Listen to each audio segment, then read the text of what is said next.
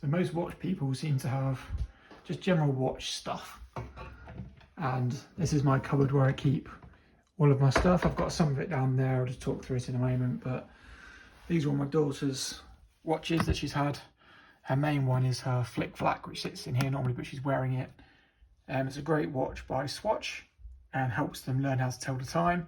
If you've got a boy or a girl looking to Flick Flack Swatch watches, they're very cool. Recently she got this Fitbit because my wife has one and she really wanted one. The agreement was it had the analog display of the clock, but then she started cheating and looking at digital, so she's back to her Flick Flack until she's 100% happy with telling the time. Then I said she can have this back. Most of it's just tapped stuff. It's a snap band watch, and when we went to Disney and just stuff, but it's quite fun, and I'm sure she's got fond memories of some of it. And I just plan to keep all this, especially the Flick Flack one, for her to use in future. And then I've got my Longines boxes, my wife's, mine, G-Shock, Tudor boxes, my Omega box. I'm not going to go into those. I'm pretty sure you all know what they look like. I try and keep everything, so when I do eventually come to sell, I've got the full package. So they've not just got the protective boxes on the outside. If they came with one, they've also, my Omega one actually has a tissue paper inside, all receipts and hang tags and all that type of stuff. Scotch Brite. Oh, you've seen what I did to my Omega one. I dabbled with cleaning. I don't recommend it to anyone unless you really know what you're doing. But yeah, I do use that occasionally. I try not to, just to sort out scuffs on my watches. And then this is the main stuff that I use. So I use this to go to London. It's just a single watch roll. I think I got it from Amazon. I don't even know what brand it is. It's very nice. It's real leather, very soft on the inside, and importantly, you can see inside there. There's nothing to scratch the watch. So when the popper goes down, it goes on that side. So you're never going to damage your watch when it's in here. And because I often walk to work, it gets very sweaty and hot. And you go on a train and you don't know what you're going to bump into. I put my watch in here for travel, and I take it out at work and I put it back in here for when I go home. Maybe some people think that's OTT, but that's just what I prefer to do. If I'm driving to the station, I will wear my watch. But when I'm getting really sweaty, it's unpleasant having it on my hand, on my wrist when I'm doing that. So that's one case that I use a lot, and I also use it for traveling as well. So when we go on holidays, I will put watches in there. This one came back from Omega from a service. Longines have a very similar one. We actually usually repurpose this and use this as a sunglasses case. But this one's got, it is pleather, it's not real leather, but it's a bit nicer than a Longines one, so I will keep this in case I want to travel with more watches. And you've got the sponge inside, you put your watch either side of there. And then obviously you've got a bit of protection on that side. It's fairly soft on the inside, but yeah, it does make a good sunglasses case. And like I say, Longines do the same one, but it's blue in its material. And we've got 3 or 4 of those from the various services that we've had. So that's quite cool. This is the equivalent Tudor one, nowhere near as good. Rolex is the same. Again, they put some material on the inside of the watch. And you can't really see it. You can't see it, so it doesn't damage the watch, and it's just the watch divider, so you don't get the bracelet hitting the back of the watch case. It's all right. It does what it does. It looks quite nice. It's quite soft. I don't use it. I just keep it because I think it looks quite nice. I have sold a couple of these in the past. Then with one of my watches, I think it was my 2830. Which one's that? Blackberry Heritage 41. So that must be my GMT. I just kept the coffin. I think it's quite a cool little thing. Again, when you sell the watch, it's just a nice thing to have with it. It'll never get used, but it just makes the set quite nice and complete. So I kept that because I thought that was quite cool. And you don't often get those. You can ask for them, but you don't often get them. Polywatch, really for cleaning the G-Shock crystal and my daughter's Flick Flack. So I only recently just got this. Quite good stuff. Used toothpaste in the past. That actually works really well as well. But this has got a slightly finer grit to it and just does a slightly better job of polishing the, it's not Heslite on hers, but some kind of plasticky cover for her watch.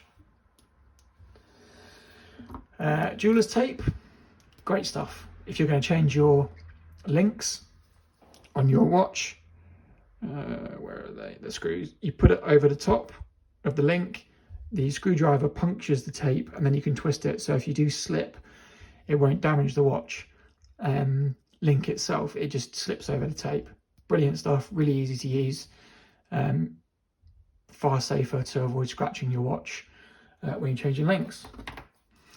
Again, this is just to mask off stuff if I decide I do want to polish the sides of the cases. So if they take any knocks or scratches or anything, you do just mask off the brushed areas specifically, because you don't want to accidentally polish the brushed areas. Did that on my Amiga, not badly, but it was enough to annoy me.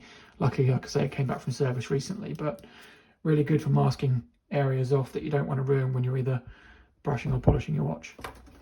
Speaking of that, Cape Cod, really good for polishing. You have to be very gentle with it. If you over polish with a heavy finger, you actually mark the watch quite badly. So you need to have a very, very gentle motion when you use it, but you've got loads in there. Look at all that. And you've got some polishing cloths as well, which I'm not so convinced by those. Oh man, this stuff smells.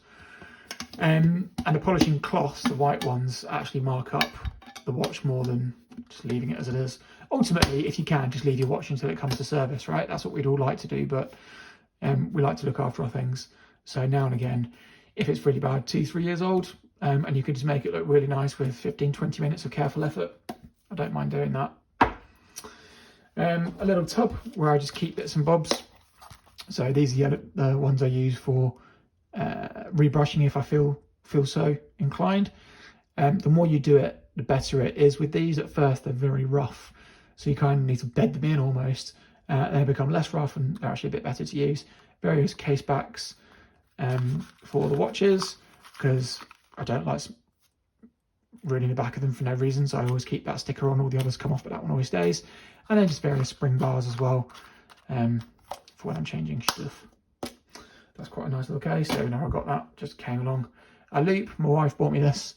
It's actually a Bergeon one, so it's a really nice quality one, and you can actually take that out and change it. So I might get a higher magnification one. You look, light comes in the top, and you can just look at the dial and be a bit geeky and just to enjoy looking at the open case back if you've got one. So again, on my Omega, or looking at the dial of the watch. Quite a cool little thing. I actually quite like that. That was just a Christmas present, a stocking filler type thing. Enjoy that. Again, just got this back from Rolex, from one of my Tudor services. Really, it's a piece of crap if I'm honest, but people seem to spend 40 quid on these on eBay. Don't know why I've kept it. I'll probably flog it at some point, but yeah, it's there. I'm not really sure why I've still got it, to be honest. This is cool. I do enjoy this a lot. I bought this, and I got one actually for the guy that cuts my hair, is a real watch nerd as well. I bought him one for Christmas instead of giving him a tip, and it's a really cool book, and you just go through it, and it's got incredible imagery of watches and then the associated stories with different people, where this chap travelled around, talked to lots of different people. Sorry, I'm trying not to sneeze. And various different types of watches, amazing imagery and really short stories. So example, I think that's it for that one. There you go. So it's a page and a half tops per watch. So you can just put it down, pick it up. It's a great coffee table book, or just something to pick up every now and again when you just want to indulge in some watch geekery. And I do really enjoy that. I've read that already, had it for a while, but it's a fantastic thing. I really like that a lot. I recommend it. Very good thing to have. If you are going to dabble with your watch, Bergeon, get the Bergeon stuff, right? It's really good. The blades are very well made. They won't mush or break. You can replace them as well, so you can replace the blades. So you unscrew this bit here, the blade comes out, you can put a new blade in. When you're twisting it, this bit kind of rests in your hand there, and then you can twist it nice and easily and safely. Really good quality tools. Don't go with the Chinese stuff. These aren't horrifically expensive and they're worth buying. My brother bought me this. It's a very cheap kit. I don't recommend people buy this. I don't use 99% of this, but it's great fun. And I have used it. I've used this mallet. I can't remember what for, but I have used it. Just a nylon end. I do have another couple of Bergeon screwdrivers inside here that I needed to get slightly bigger ones for my Omega. And again, look, you can just twist it. They're really good. They're really good quality. And there's some other stuff in here. If you've got some cheaper watches, you can play around with it. Case back removing tools. I think this is to take off bezels, but I mean, look how sharp that is. You're going to muller a proper watch if you do it. I think that's what that's for. All that bladed ones for that. I can't remember, but I wouldn't use this in any of my nicer watches. I did play around with some of the stuff with my Tell Me Change straps on my Zelos when I had it. But it's good fun, and it was a great present from my brother, appreciating my love of watches. So yeah, that's the kind of stuff I've got at the moment. I'm sure I'll collect more bits and bobs along the way, but I just thought it'd be interesting to show you the kind of stuff I've got at the moment. I'm sure lots of people have very similar items. Like I say, if you're going to play around with your watches more and change batteries and remove bracelets, I did used to have some Bergeon tweezers, which were fantastic for removing bracelets, especially where you've got a really tight tolerance.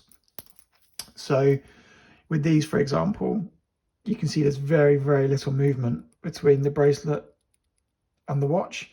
So using one spring bar removal tool, you kind of pop it out, and then by the time you go to move it, it's popped itself back into place again. So using tweezers, you get to compress both ends at the same time and just slide out the bracelets. So if you are, I got rid of that because I stopped doing it because I kept marking out the back of my bracelets. And also, if you're not careful and the spring bar comes out the top of the lug, it actually takes nicks out the top of the lug. So again, you have to mask up and be very, very careful when you do it, because one of my watches, my Longines that I practiced on, it took lots of nicks out the top of the lugs, which looked horrific. So now I just tend to leave my watches on the bracelet they come on, as opposed to causing lots of damage to the back and the top of the lugs and stuff. But if you are going to do that, Bergeon tweezers, absolutely brilliant. I wouldn't ever do that with just a spring bar individual tool itself, unless you're just expecting to damage a watch. As I say, I'm sure I'll collect other stuff as I continue with the hobby. I'm quite looking forward to getting my next watch, whenever that might be, especially if it's going to be a moon watch, because their cases look pretty cool these days. But yeah, definitely up their game from their boxes perspective. But yeah, any questions, as always, let me know.